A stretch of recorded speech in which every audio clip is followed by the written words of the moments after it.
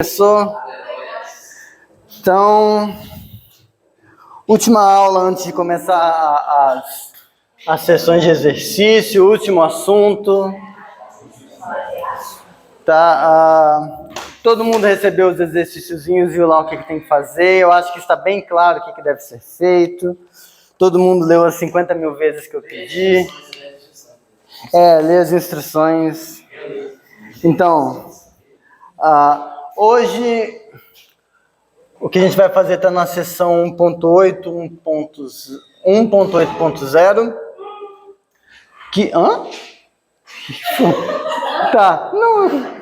E essencialmente o que eu vou fazer nessa sessão, nessa aula é explicar como que vocês encontrariam um limite de função em outros textos, tá? Então, para deixar vocês preparados para estudar por outra coisa, por outra formulação, e ver brevemente derivada, tá bom? Se der tempo, eu vou mostrar um jeito equivalente de falar de derivada, que não é invenção minha, nada do tipo. O próprio Elon menciona isso como um exercício, ele só não explora. É o primeiro exercício dele da parte de derivadas, que para quem está fazendo álgebra linear, já viraram a cabeça, ajuda muito a já perceber como que você faria derivada na Rn. Tá? Mas a gente vai chegar lá. Derivada de funções de Rm e Rn. Né? Mas a gente vai chegar lá, tá? Então, essencialmente a ideia é que a gente vai falar de limite de funções. A gente vai falar de limite de funções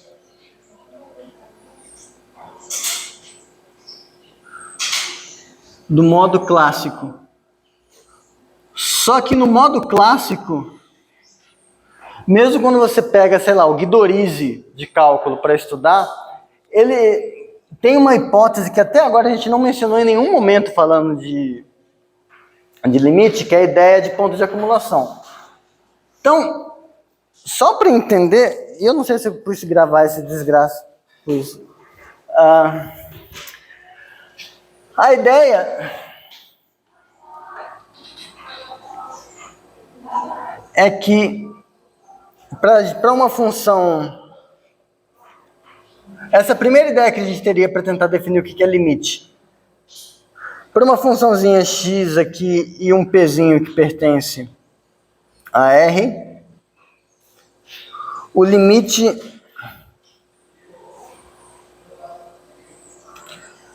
de f em P seria L se para todo epsilon maior que zero existisse um delta maior que zero,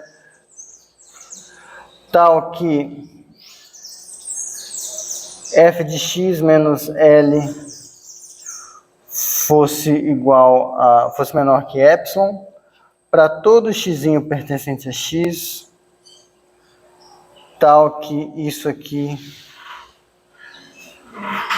acontecesse. Com calma. Essa aqui não parece a definição de limite? Com calma, vamos lá.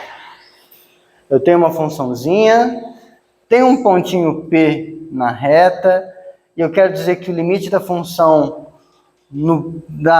f no ponto P seria um número L, se para todo epsilon existe um delta tal que a distância de f de x a L é menor que epsilon, sempre que o x que eu peguei no x tem distância menor do que delta desse pzinho. Parece a definição que vocês veem em cálculo. Mas tem um problema do jeito que está escrito aqui, que é esse aqui, ó. Por isso que eu conjuguei no futuro do pretérito. Seria. Tá? Tem uma coisa que está faltando nessa definição. Considere isso aqui, ó. Seja x, a gente vai considerar como sendo um intervalo aberto, 0, 1, unido com o intervalo aberto 3, 4, Ué, tá sem ar aqui, por que você veio pra cá? Ela é aluna, enfim, tá, tudo bem.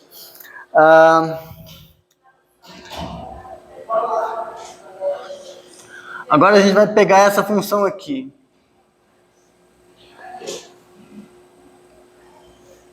Eu vou definir essa função... Nossa, ficou uma merda, cara. Essa função eu vou definir como sendo 0, se x pertence a 0, 1. E vou definir como sendo 1, se x pertence a 3, 4. Aí o que eu pergunto é... Essa função... Tipo, existe algum L pertencente aos reais? Tal que L é o limite de f, ou melhor, é limite de f, quando x tende a 2, é isso? É isso.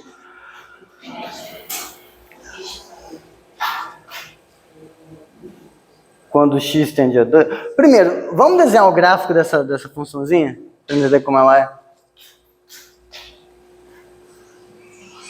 Então, aqui eu tenho 0, aqui eu tenho 1, aqui eu tenho 2, aqui eu tenho 3, depois eu tenho 4. O domínio da função é isso aqui. Aberto, tudo bem? Aí a função eu estou pedindo para que ela vai ser 0 nessa primeira parte, então o gráfico dela vai ser o gráficozinho, vai ser um risquinho aqui, tá dando 0 nessa parte, e no 3, 4 tá dando 1, então vai ser isso aqui. Vocês concordam que o gráfico da função é esse? Tudo bem para todo mundo? Tá. Aí o que eu estou perguntando é... A gente não acrescentou nenhuma hipótese sobre o P, onde eu quero ver se a função é limite. Eu quero ver... existe algum L que é limite dessa função quando x tende a 2? E aí o 2 está aqui, e esse é o 2. Quem acha que tem algum L que faz isso? Não? Quem acha que tem? Eu não tenho motivos para dizer que não. E também não tenho motivos para dizer que sim. Alguém me fala um número. Alguém me fala um número. 5. Eu afirmo para vocês que o 5 satisfaz a definição para ser limite. 1, 2, 3... 5 está aqui. Então eu afirmo para vocês que o 5 é limite dessa função quando x tende a 2, usando essa definição. Vamos ver, para isso ser verdade, eu tenho que verificar aqui para todo o epsilon, existe um delta, tal que se isso aqui acontece, tal que se isso acontece, então isso acontece. Alguém fala para mim um epsilon muito pequenininho. 0,000. Ok. Epsilon igual a 0,0005, assim? Beleza.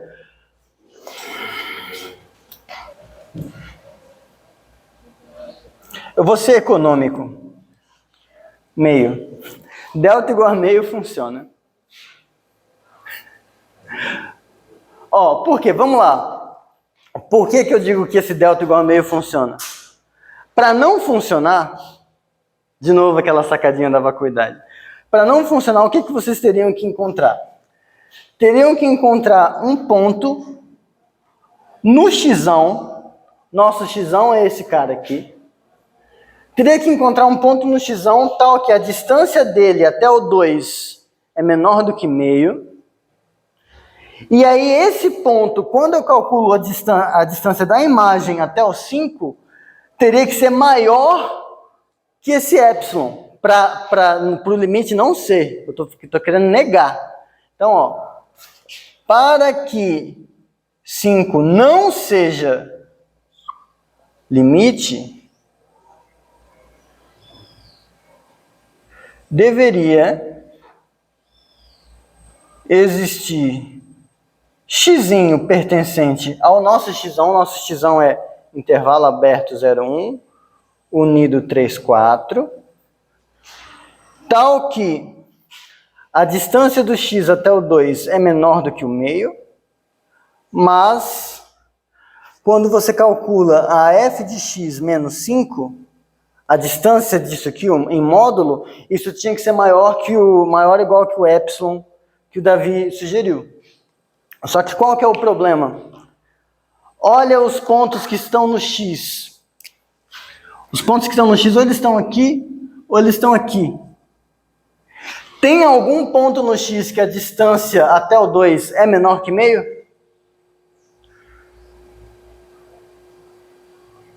Não.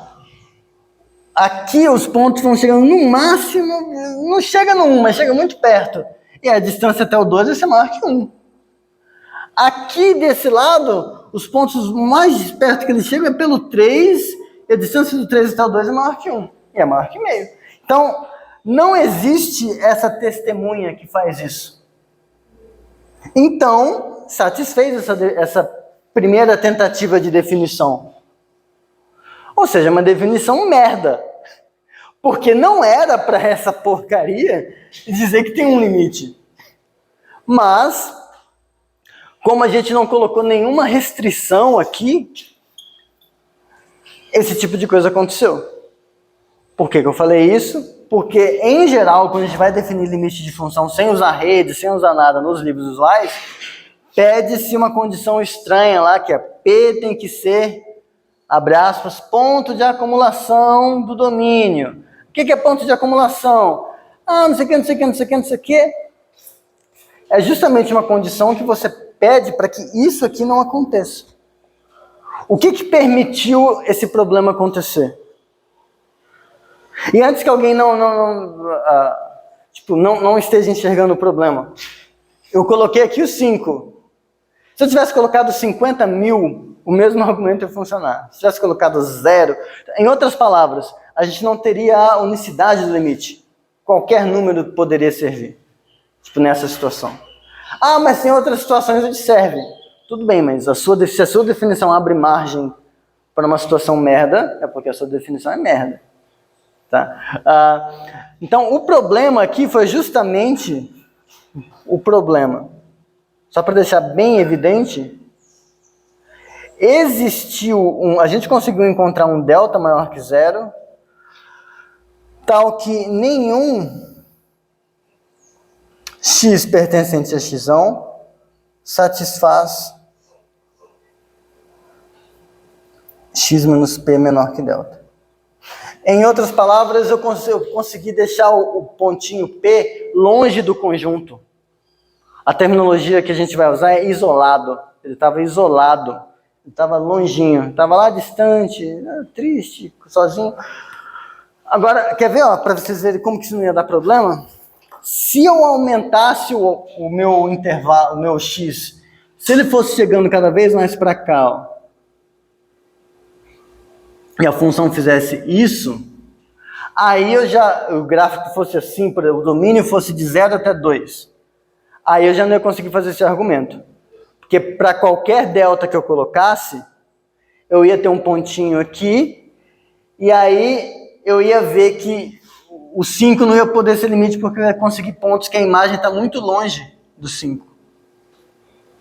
Então, o negócio é, a gente precisa, como diria Alexandre Frota, o negócio é que isso aqui não pode acontecer. Não pode ser verdade que exista um delta, tal que nenhum ponto do x está a uma distância menor. Ou seja, a gente quer que para todo delta, algum ponto tenha distância menor do que esse delta. Essa é a definição de pontos de acumulação. E aí a gente vai ter a definição, a gente vai chegar na definição usual de limite. Mas isso é bem pouquinha coisa, porque uma vez que a gente entende a definição, as coisas que a gente já fazia com redes, tudo funciona. Então é só para vocês mesmos não pegarem um livro do Rudin, do Elon, do Ávila, pegar a definição de limite e falar, porra, que merda é essa de ponto de acumulação? Não aprendi isso em análise. Não, tem que aprender. Então, vamos lá. Então, definição. A gente diz que Pzinho pertencente a R é ponto de acumulação de um subconjunto X contido em R se para todo R maior do que zero existe um xzinho que pertence a xão, tal que a distância de xzinho até P é menor do que R. Ou seja, a gente está negando a situação que aconteceu aqui. Do pontinho está muito distante do conjunto. A gente negou isso. A cara de animação de quem vai corrigir um montão de prova, né? Graças a Deus, não sou eu. Ah, não? Ah, Só vim pegar. tá. Eu lembrei do Todo Mundo Odeia o Chris, né? Poxa, cara, ainda bem que eu não sou você. Mas eu acho que paga bem, né? Paga. Entre aspas, né? Eu pago para não ter que corrigir prova. Tá, vamos ver se a gente entendeu essa definição. Então, aqui está como o exercício, o exercício 198, mas a gente vai resolvendo ele aqui. E aí,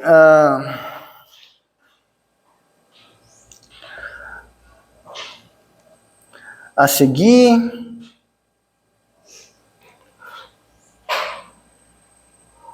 considere P pertencente a R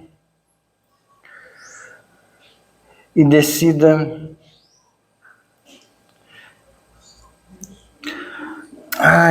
Que enunciado horrível. A seguir, decida.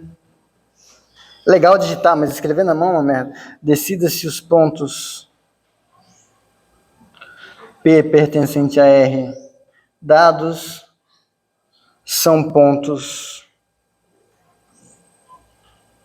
de acumulação. Palavra horrível também, acumulação. Olha quantas letras. Acumulação de S.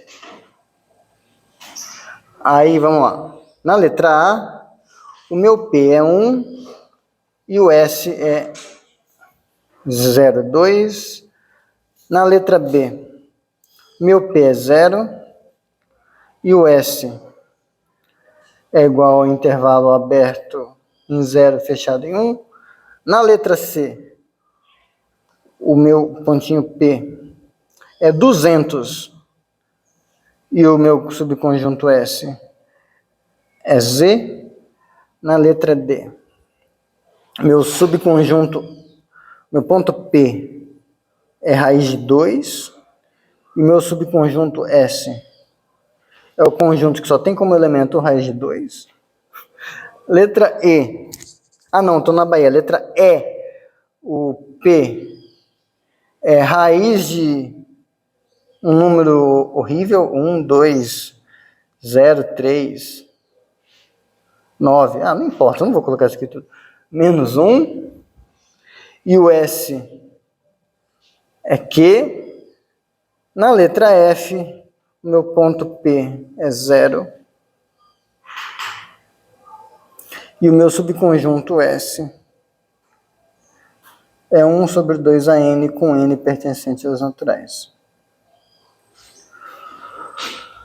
Vou deixar vocês pensarem 1 minuto, porque esse é o tipo de exercício que você tem que tomar 1 minuto para resolver.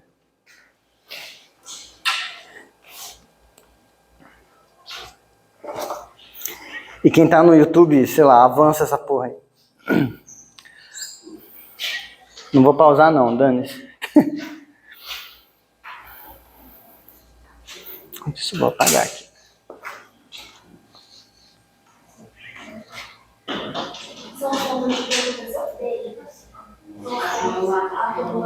Ponto de acumulação. ACU, MU, LA, C cedilha, ATUO. Já posso ir pro programa daquele maluco que gosta de explorar pobre. Como que é? Isso!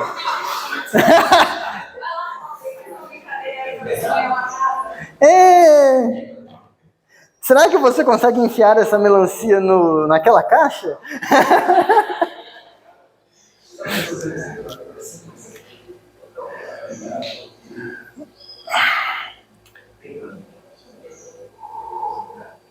Bom, acho que já deu. 1 é ponto de acumulação do 0,2? 0, 2, 1 está aqui no meio. É verdade que para qualquer R maior que 0 que eu pego, vai ter um ponto nesse intervalo que eu peguei de tamanho R. E vai ter um ponto nesse S. Então, vai existir um Szinho pertencente a Szão, tal que S menos 1 é menor que R. Qualquer R que eu pegar, eu consigo um S assim? Quem acha que sim, quem acha que não? Quem acha que sim? Quem acha que não? Tá, quem acha que não? Vamos tentar pensar num número real positivo. Tem que ser um número real positivo. Que eu não encontro um ponto que está tão pertinho do 1 quanto eu quiser.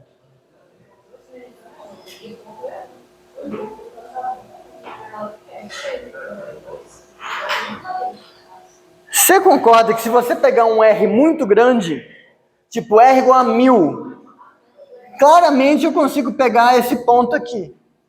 Vai estar uma distância. Então, R's muito grandes não importam. Eu tenho que me preocupar com R's pequenininhos. Agora, se eu for diminuindo o Rzinho, não é só pegar um ponto que está mais perto, já que é um intervalo inteiro aqui. Ajudou? Ficou mais claro agora que para qualquer R eu vou conseguir um pontinho?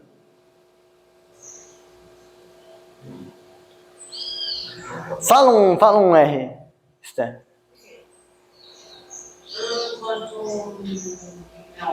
1.9. R igual a 1.9. Então, nota que se eu pegar R como 1.9,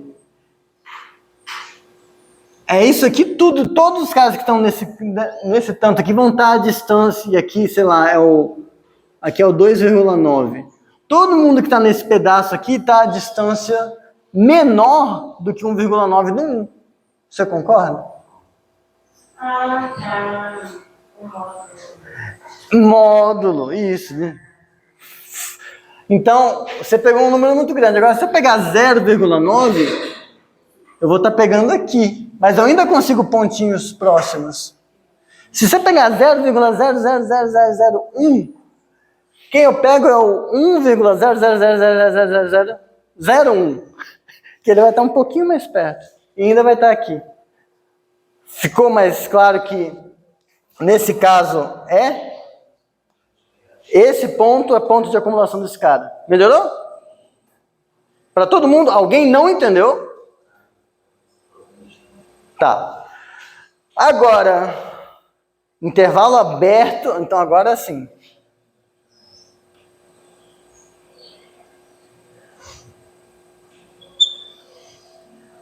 Aberto em 0, fechado em 1. E aí eu peguei o ponto 0. O 0 é ponto de acumulação desse negócio?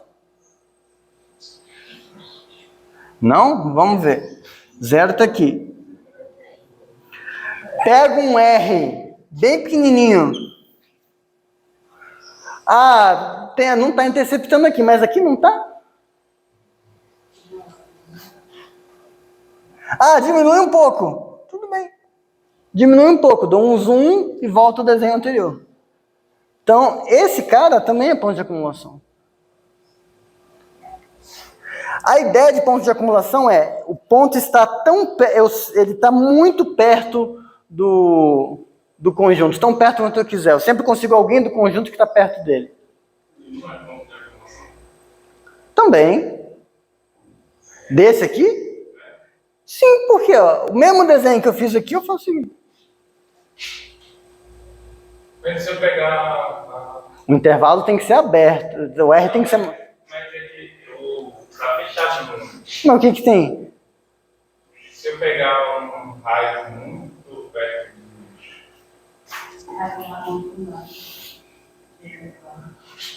tipo 0,999999, eu pego 0,999999. eu não preciso chegar no 1, né, no caso.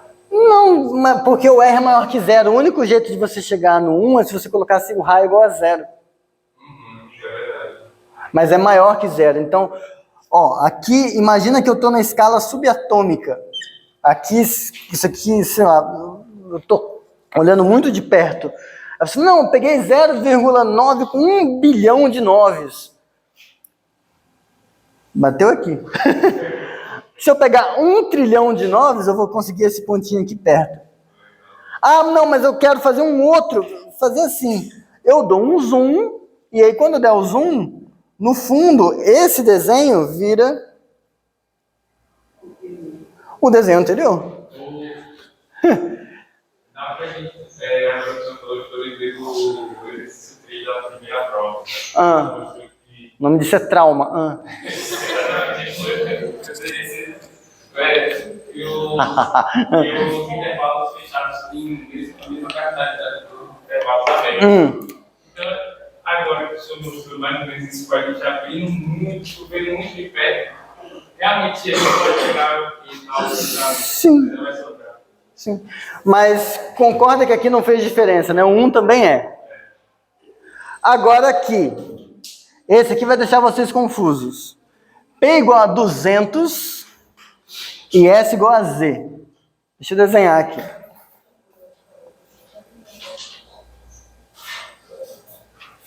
Ah, aqui, desculpa, faltou eu colocar... tem um detalhe, essa definição que eu coloquei aqui faltou, existe um X, o X tem que ser diferente do P. A definição que eu tinha colocado é de ponto aderente, desculpa, deixa eu ver se no texto está certo, se estiver errado eu tenho que arrumar.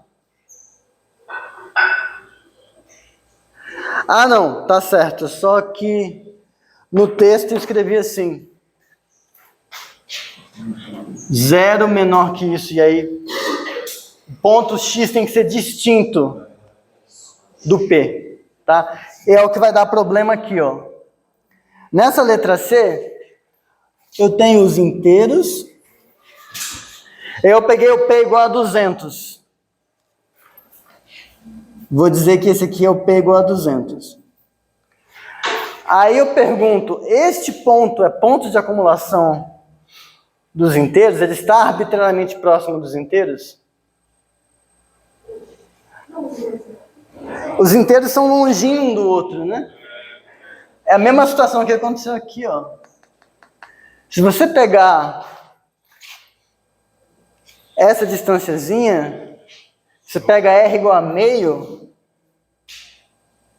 não vai ter nenhum outro número inteiro que a distância dele até o 200 é menor que meio. O raio teria que ser sempre maior que... Maior ou igual que 1. Maior ou igual que 1.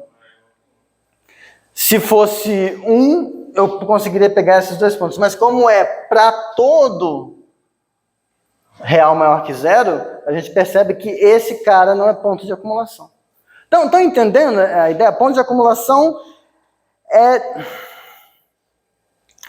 Vamos ver assim... É tipo você falar que... Estou tentando fazer uma coisa engraçada mesmo. Sempre, sei lá...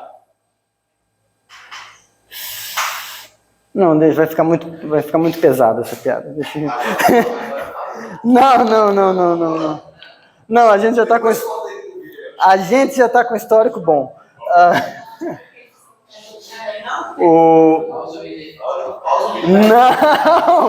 Não, mas só a ideia é essa, que tipo, essencialmente o conjunto está aqui, o ponto P é ponto de acumulação, se não importa o quão pertinho eu chegar, eu consigo encontrar alguém do X que está perto. Então se eu dou um zoom aqui, aí eu olho isso aqui, vai ter que ter algum pedacinho do X aqui dentro, o X pode continuar lá para fora.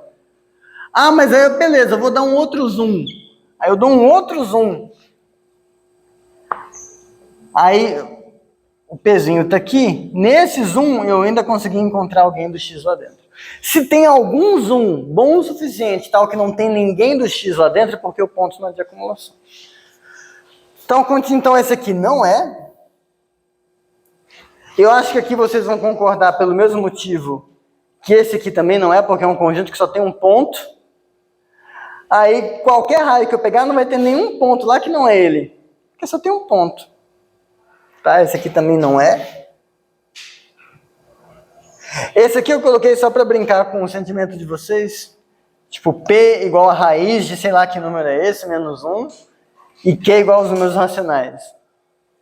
Tipo, quando vocês me veem escrevendo algum número assim, é sinal de que foda-se qual é o número. É um número real qualquer, dane-se, qualquer. E aí a ideia é, eu estou perguntando, dado um número real, ele é ponto de acumulação dos racionais? Então, em outras palavras, pego um ponto P e pego um R qualquer. Tem um racional aqui dentro? Pelo menos um? Tem. Então é. Importou ser isso aqui? Não. É qualquer número real funciona. E, finalmente, P igual a 0 e S igual a 1 sobre 2AN. 1 sobre 2AN está convergindo, né? Para o 0. Isso aqui também vai ser. Acho que deu para pegar a ideia de ponto de acumulação, né? Então, ponto de acumulação é isso. E aí a gente usa essa noção para definir limite do jeito que os livros fazem. Então, Sim, é também. Esse aqui, então só para confirmar, esse aqui é, esse aqui é. Os únicos que não foram aqui, esses dois. Vou apagar esses garranchos ferrados aqui.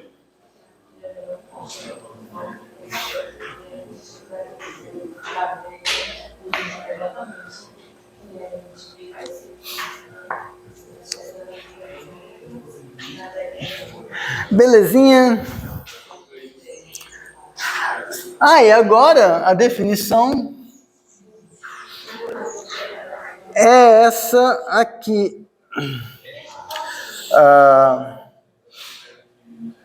Para uma função f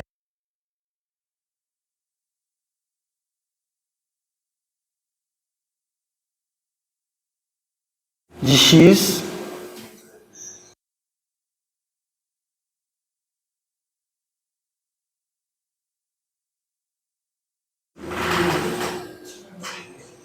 L pertencente aos reais é limite de f quando x tende a p,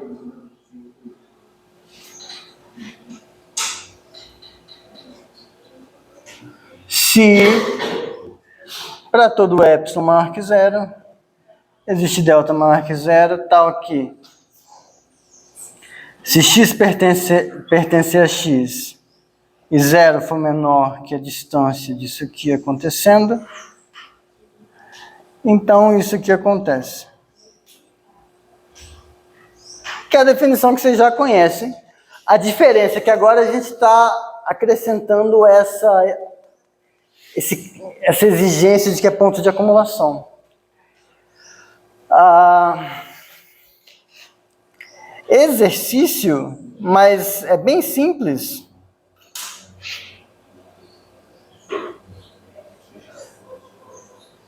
Verifique que L é único, caso exista. Então, quando existe um limite nessa definição, ele é único. Tá?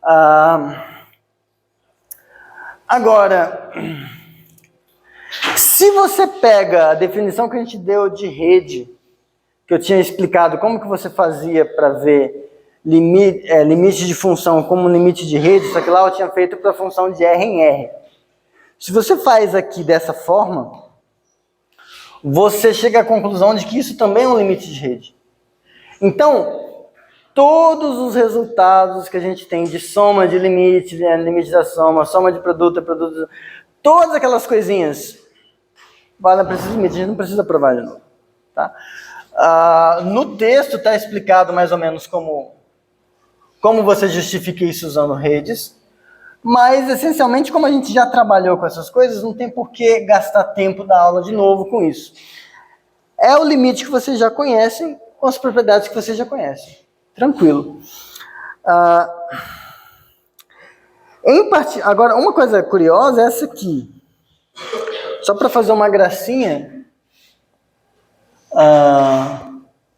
colocar como observação,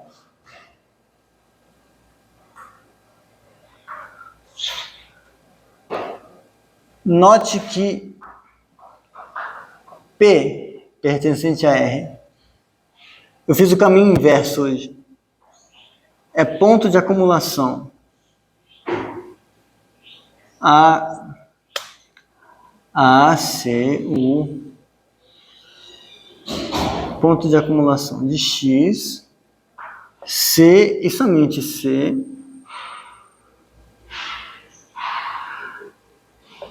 Para todo I contido em R, intervalo aberto,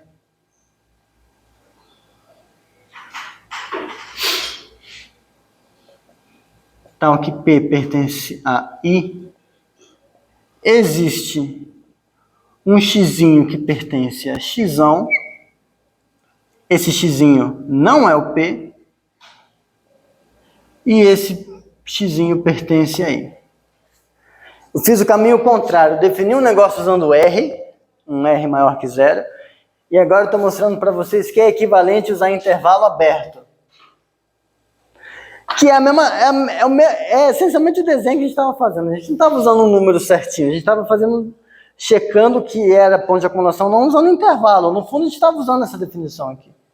Agora eu só tornei ela explícita. E é equivalente, por aquele mesmo princípio. Se um ponto está no intervalo aberto,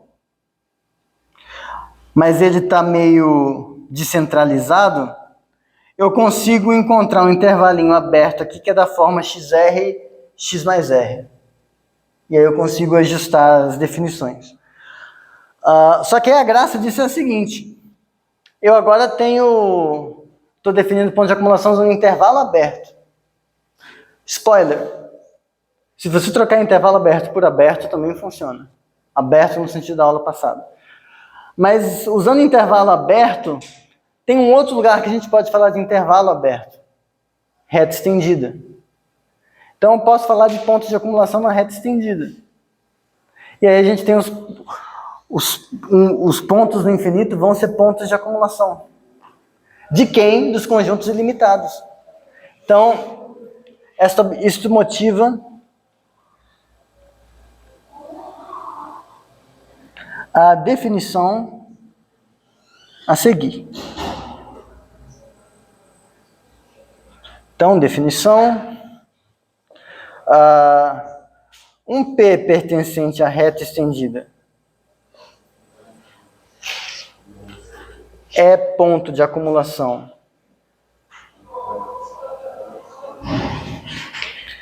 tudo bem, vamos ver se vocês vão odiar. Se eu escrever assim, vocês vão entender que é acumulação? Acum ponto, acumulação. Preciso tanto escrever ulação assim? Não, né? Tudo bem? Acumulação, combinado? Vocês podem escrever assim também, eu não vou ficar puto. Tá? Pronto. Seria problemático se fosse em inglês, mas em português tudo bem. Como saber quem sabe palavrão em inglês? P é ponto de acumulação, C para todo intervalo aberto J da reta estendida. Ponto de acumulação de quem, né? De X contido na reta, se para todo intervalo aberto J contido na reta estendida, tal que P pertence a J, existe xzinho que pertence a xão que não é o ponto P, tal que o x pertence a J. É a mesma definição de cima, só que agora usando intervalos abertos na reta estendida. Qual a graça disso? A graça disso é que agora a gente pode se perguntar se o mais infinito é ponto de acumulação de alguém. Menos infinito é ponto de acumulação de alguém. Isso vai acontecer quando o mais infinito é ponto de acumulação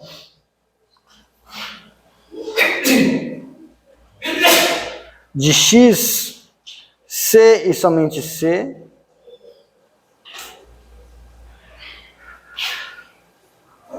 x é ilimitado, saúde, superiormente.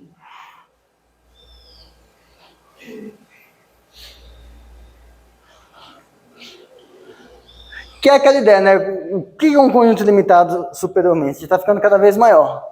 Ele está ficando cada vez mais... Como ele é ilimitado, ele está ficando cada vez mais próximo de quem? Do mais infinito. Como que eu vejo isso? Quando eu coloco qualquer intervalo mais infinito, está aqui. No fim da reta. Isso até é estranho de falar, né? A reta estava aqui, reticências, eu coloquei um ponto no final. O que é um intervalo aberto em torno do mais infinito? É alguém assim... Eu dizer que é ponto de acumulação de x significa dizer que para qualquer intervalo aberto em torno desse cara, tem alguém do x aqui. Mas, em outras palavras, eu estou falando que para qualquer cara que eu coloco, tem alguém do x maior que ele. Peraí.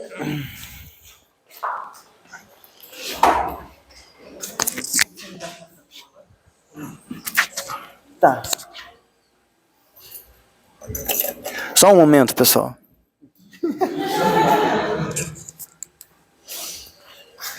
Acho que hoje está a turma completa, né? Ninguém vai ver essa porra desse vídeo.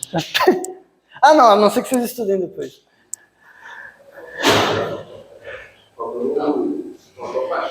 Hã? Ah, ele tá, mas ele saiu. Ele saiu. Faltou a Tamires. Natália, sim. É que quando tem quase todo mundo, eu vou por aproximação e menos de um epsilon tá todo mundo. Os dois, na verdade. Tá, então, isso recupera... A gente consegue ver o mais infinito como ponto de acumulação. Menos infinito também, só que aí vai ser ilimitado inferiormente. Esses detalhes tem no texto. Só que aí com isso...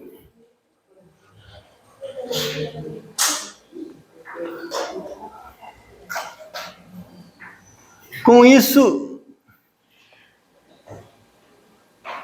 podemos estender essa noção clássica de limite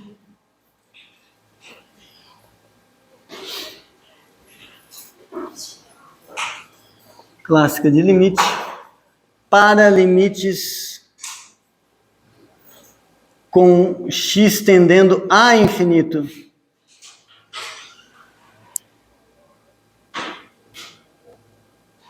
A gente ainda não tinha feito isso. A gente tinha visto coisas assim. X tendendo... A gente viu coisas desse tipo. Quando o limite de alguma coisa podia ser mais ou menos infinito. Eu não tinha visto o que ia acontecer quando o Pzinho era mais ou menos infinito. Agora a gente sabe como que é. É só você pegar essa definição aqui, pedindo que o Pzinho seja ponto de acumulação de x usando essa definição. E aí a mesma coisa vai acontecer. Você só pede que...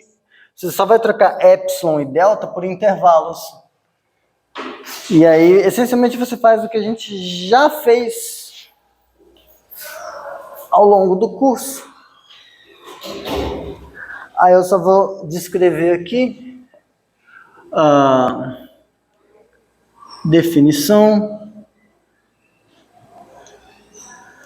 L pertencente à reta estendida é limite de f de x em R quando x tende a P, se P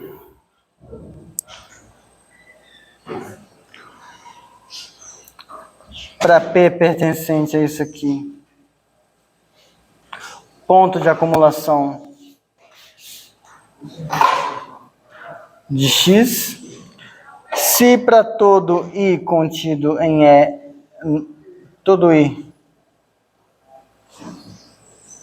em intervalo aberto,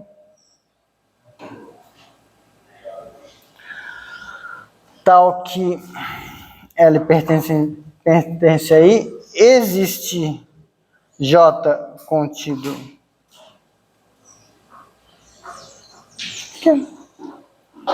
em intervalo aberto,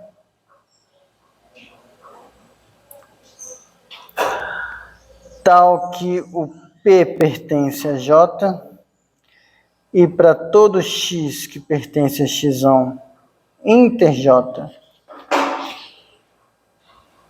com X diferente de P, valer que o f de x pertence a I. Parece um negócio todo estranho, mas ó, definição usual de limite, para o epsilon maior que zero vai controlar a distância do f de x até o L. Aqui eu estou falando isso aqui, que é algo que é bom que fica automático. Essa condição, no fundo, sempre foi você dizer que f de x pertence a um intervalo. Sempre foi. Então, o que a gente está falando aqui é que, se eu tenho P, um ponto na reta estendida, pode ser um ponto da reta ou pode ser mais infinito ou menos infinito. Se ele é ponto de acumulação do x, L vai ser limite da função quando x tende a P, se para todo intervalo em torno do L, todo intervalo aberto, existe um intervalo aberto em torno do ponto de acumulação, isso aqui, sempre foi isso aqui,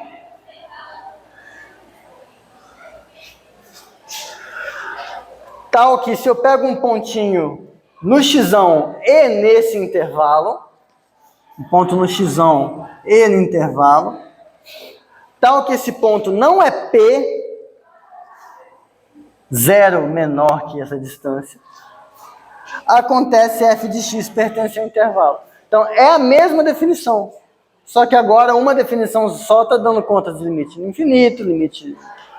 Então, essa é a definição, digamos assim, mais geral de limite de disfunção. Eu estou pegando tantos casos onde o Pzinho pode ser menos infinito ou mais infinito, estou pegando tanto caso onde L pode ser menos infinito ou mais infinito também. E os casos reais usuais. Tudo que a gente fez para a rede se aplica aqui igual. Tá? Mas agora, pelo menos, vocês já estão cientes de quando vocês pegarem outros materiais para estudar, que diabo é esse de ponto de acumulação? Esse negócio aqui. Agora...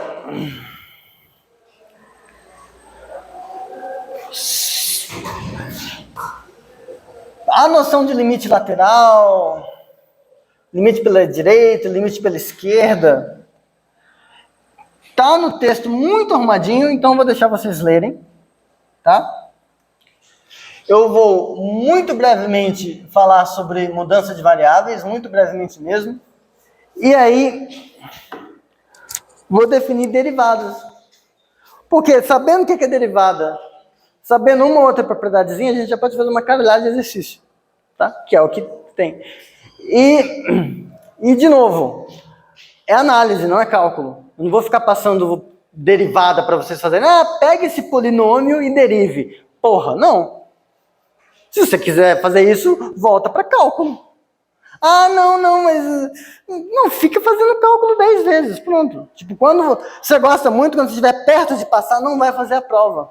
E aí você, todo ano, você vai ter que ficar calculando milhões de derivadinhos. Isso aqui não é para ficar fazendo conta. Tá, mas aí...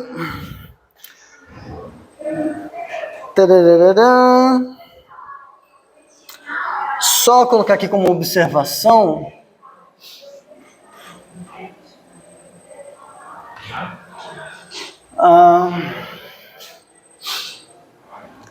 Eventualmente,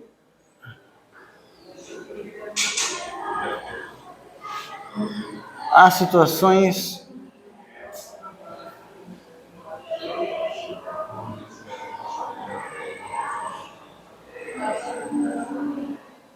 a gente tem dois subconjuntos assim, x e y contido em R, f de x em y e g de y em R, tais que P é ponto de acumulação de x e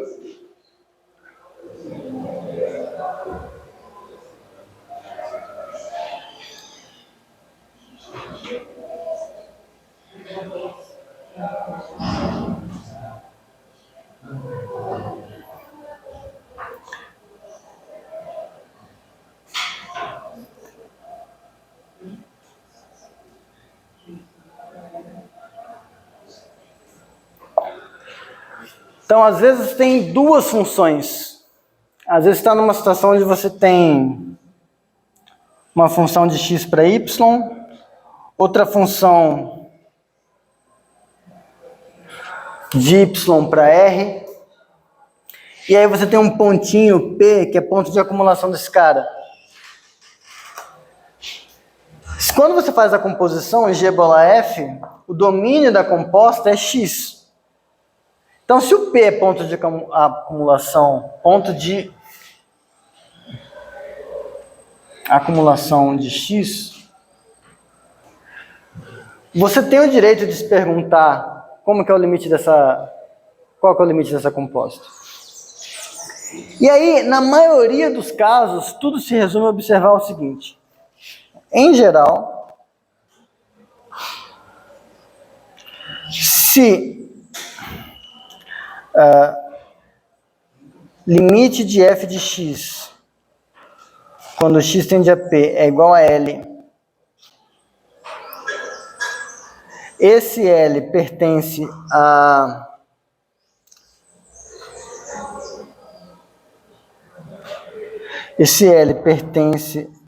a Y e é ponto de acumulação de Y.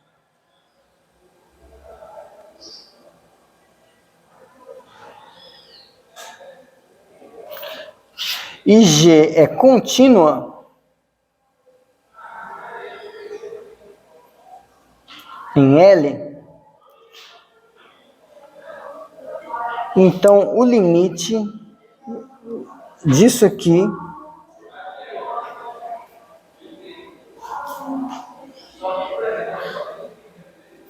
é igual a isso aqui. Eu vou explicar a ideia e dar um exemplo, a demonstração tem no texto. Porque é mais simples entender a ideia, tipo...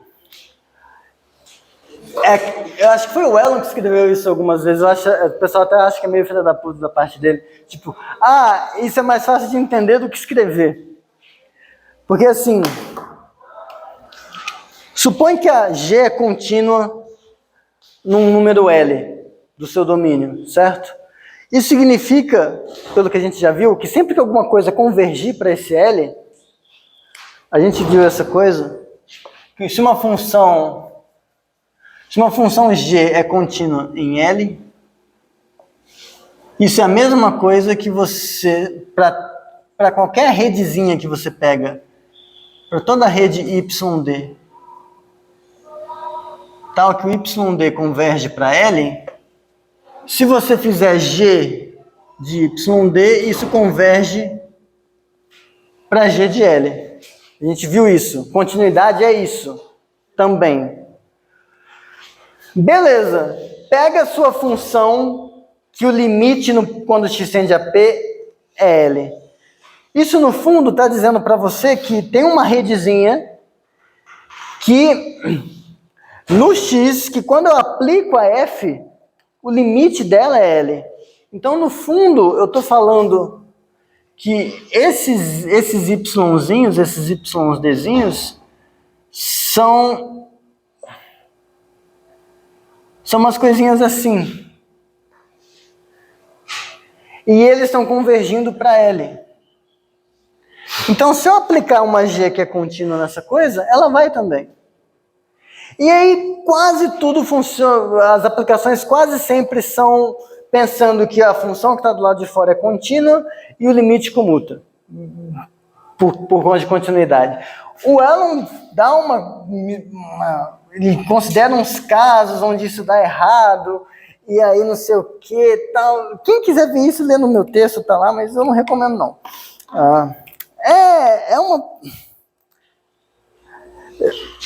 Eu só conheço uma palavra muito errada para falar aqui, mas é uma coisa dessa, que é completamente desnecessária. Exemplo. E aí vocês vão sacar a ideia. Suponha que eu quero calcular isso aqui, limite de 1 sobre x mais 1, quando x vai para mais infinito. Eu suponho que eu quero mostrar que isso aqui é zero. Tudo bem? Estão comigo? No fundo, isso aqui, eu escrevi uma coisa... Não, tá certo. É isso. No fundo, a gente pensa assim. X vai para infinito. X mais 1 vai ainda mais para infinito. Ele vai vai com uma casinha mais à frente. Então, se quando era 1 sobre x já ia para zero, quando x vai para infinito, esse daqui vai ainda mais. Ele tá uma casa na frente, antes do infinito, do que esse. Só que aí, secretamente, o que você está fazendo? Secretamente, no seu mais secreto íntimo, assim, lá onde você guarda Crepúsculo, K-pop, Pulp Fiction, essas coisas, no fundo você está fingindo que isso aqui é U. Você está xingando isso de uma outra letra. Você está falando assim, eu estou calculando o limite de 1 sobre U. Só que aí você está pensando, o U, quem eu estou chamando de U? O U eu estou chamando de x mais 1. Aqui, eu tinha x indo para mais infinito.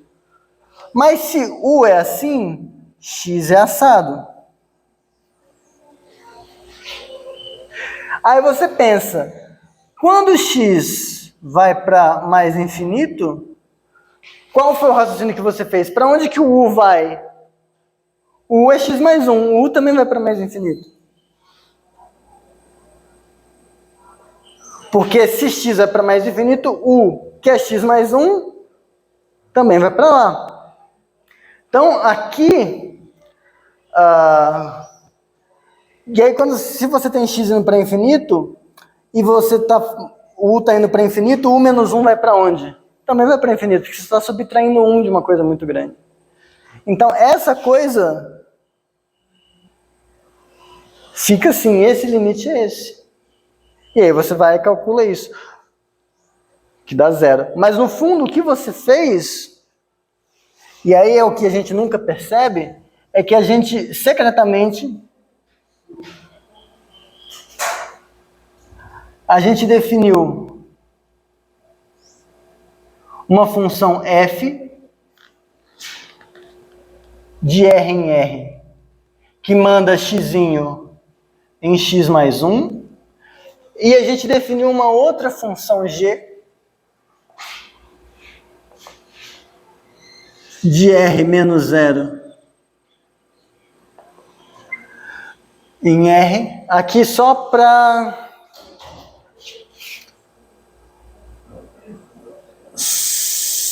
deixar claro que a gente vai tirar o 1.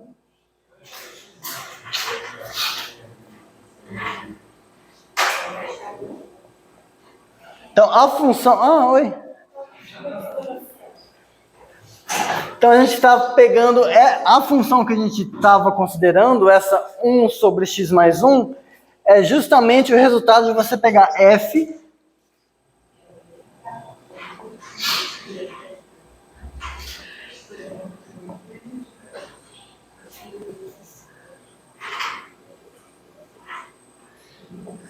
Se você fizer isso aqui, ó, essa f pega x e manda para onde?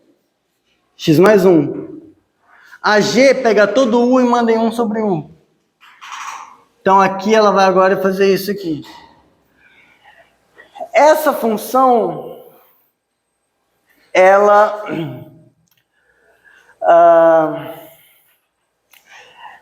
é contínua em mais infinito. Porque o que acontece? Quando uma coisa vai para mais infinito, 1 sobre ela vai para 0. Então, se você define essa função como sendo 0, no mais infinito, ela continua sendo contínua.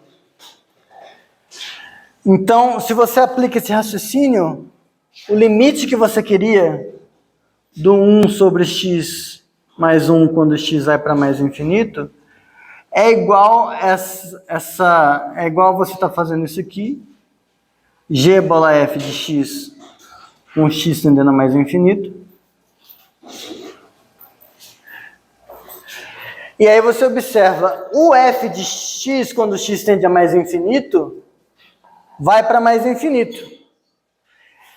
E a g, no mais infinito, ela manda as coisas que estão indo para mais infinito, ela manda para 0.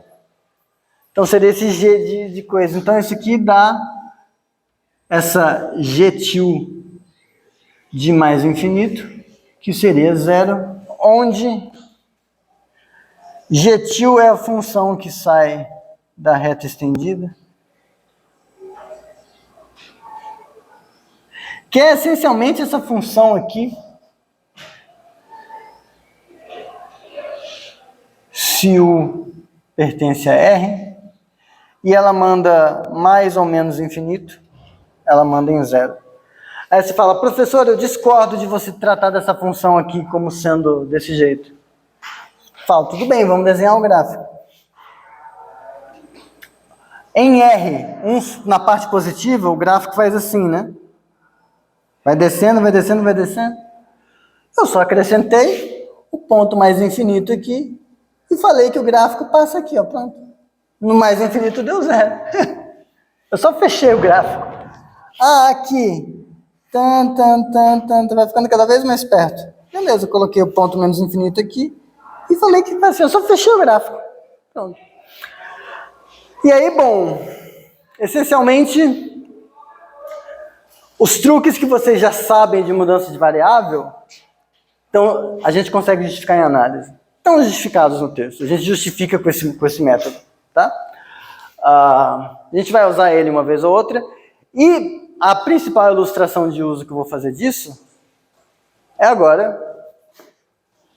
na seguinte definição.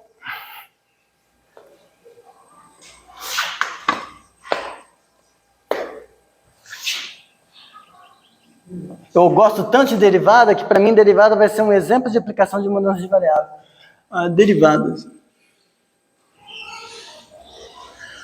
Seja x contido na reta subconjunto, então sejam e P pertencente a R, a x, ponto de acumulação de x, a gente pede que o ponto de acumulação pertença ao x nesse caso, a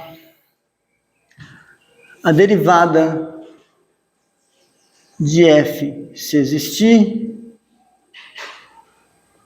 é isso aqui, limite x tendendo a p, f de x menos f de p sobre x menos p,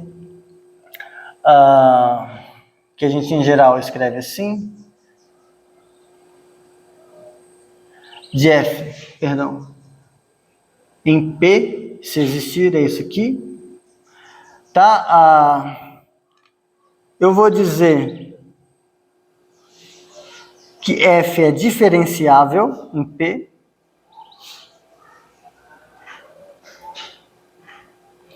se f' de p pertence aos reais.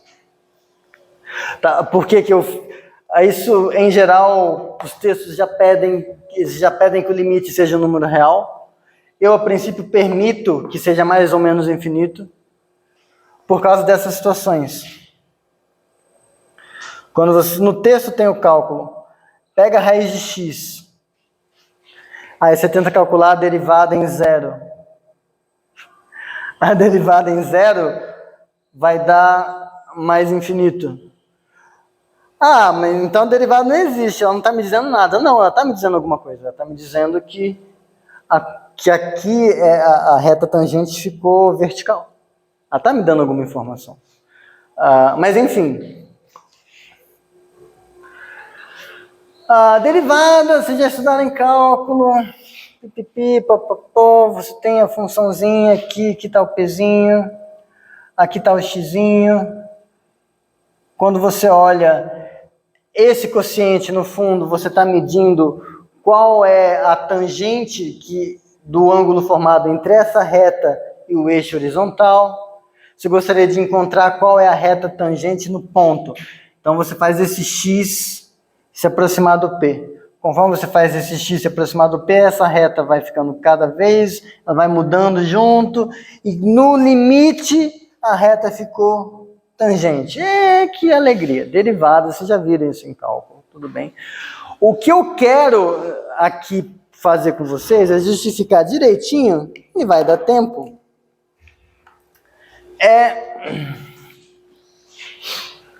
verificar essa breve coisa aqui, que vocês, dependendo de como fosse, vocês também iam ver isso aqui, ó.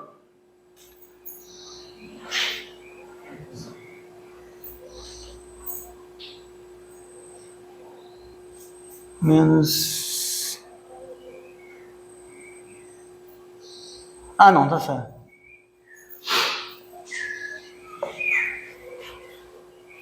Mas não é a mesma coisa. Mas é. Mas não é. É equivalente. E aí o que eu só quero justificar para vocês é como a gente faz direitinho que essa expressão da derivada é equivalente a essa expressão da derivada. Com mudança de variáveis. Tá? Primeira coisa, ó.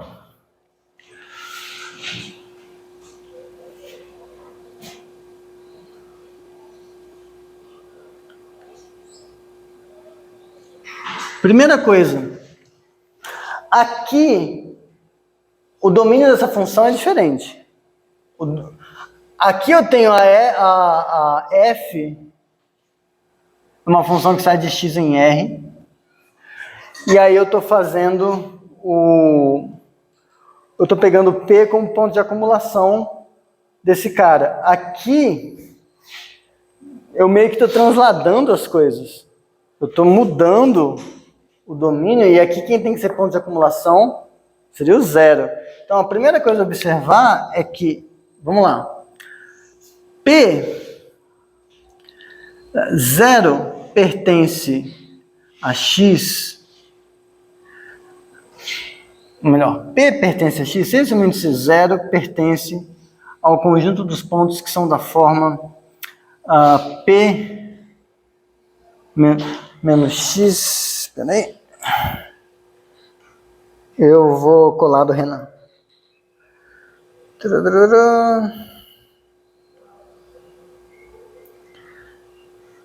X. Eu usei A aqui. Tá, too late. X menos P com X pertencente a X1.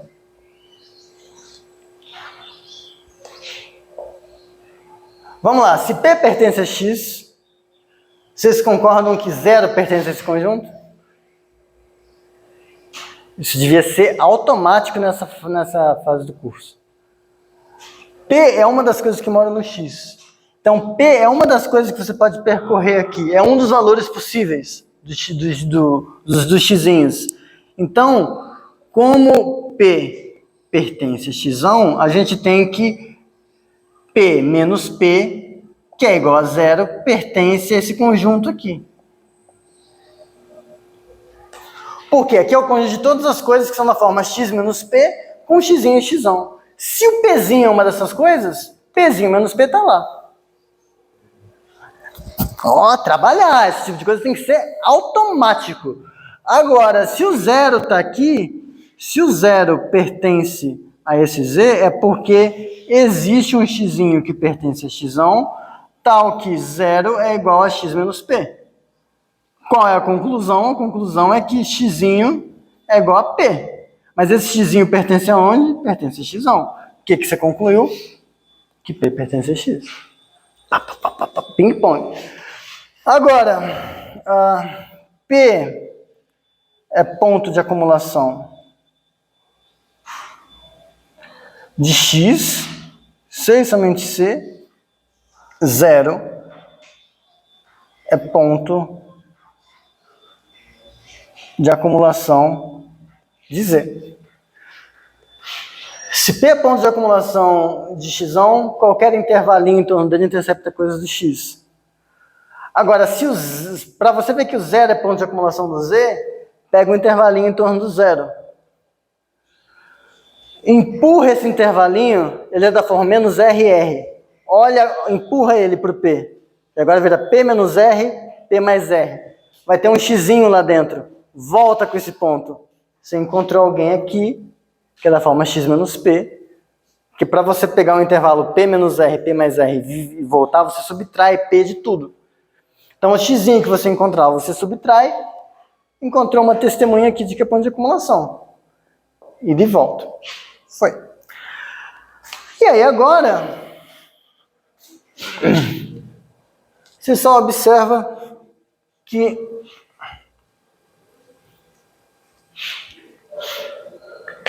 essa funçãozinha aqui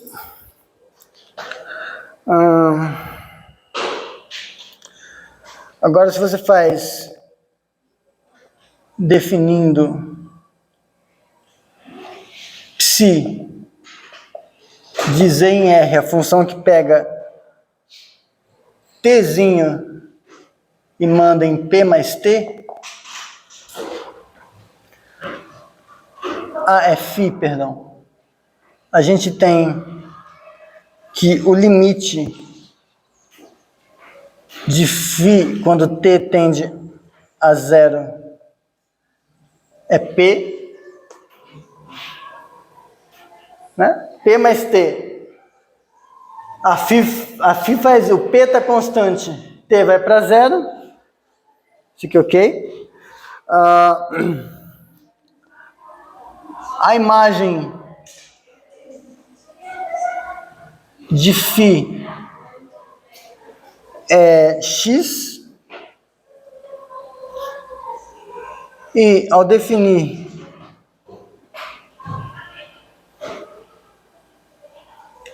psi de x em r, fazendo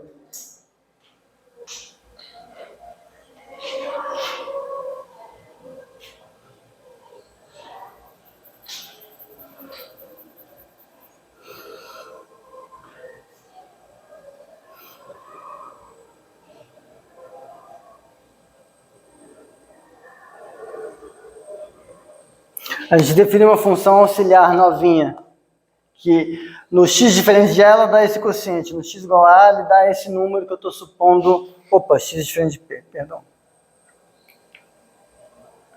Estou supondo que esse número existe usando essa fórmula. Quando a gente faz isso desse jeito, a gente tem que o limite da psi de x quando x tende a p é justamente f' de p. E aí, por mudança de variáveis, a gente vê que essa coisa aqui, cadê? Aqui.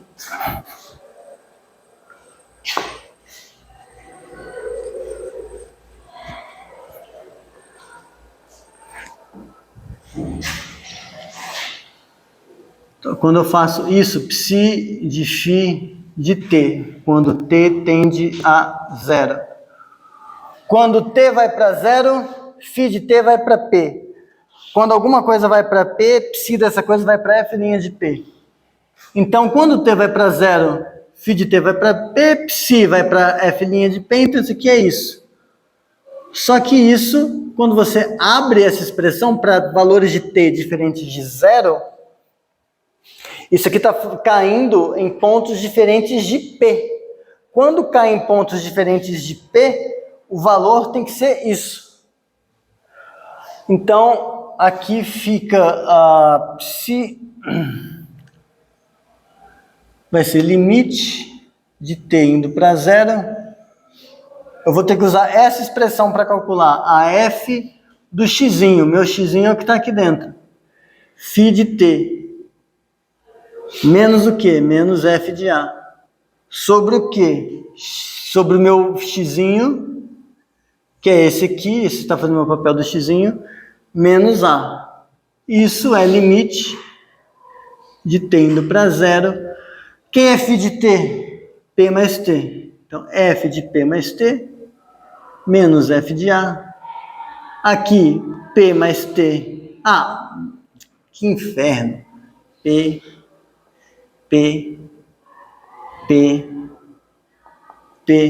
morre, morre.